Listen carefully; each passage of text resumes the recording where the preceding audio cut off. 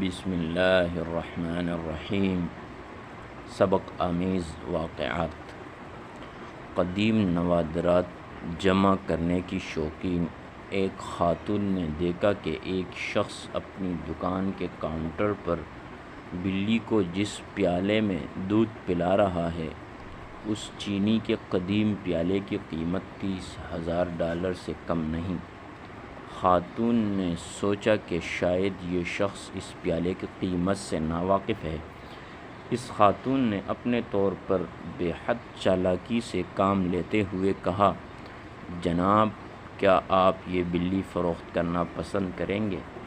تو اس شخص نے کہا، یہ میری پالتو بلی ہے، پھر بھی آپ کو یہ اتنی ہی پسند ہے تو $50 میں خرید لیجئے۔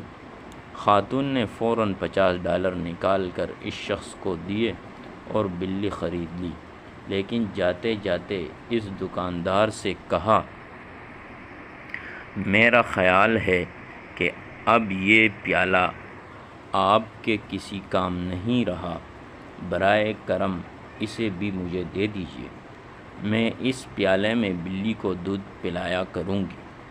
دکاندار نے کہا، خاتون میں آپ کو یہ پیالہ نہیں دے سکتا، کیونکہ اس پیالے کو دکھا کر اب تک 300 بلیاں فروخت کر چکا ہوں۔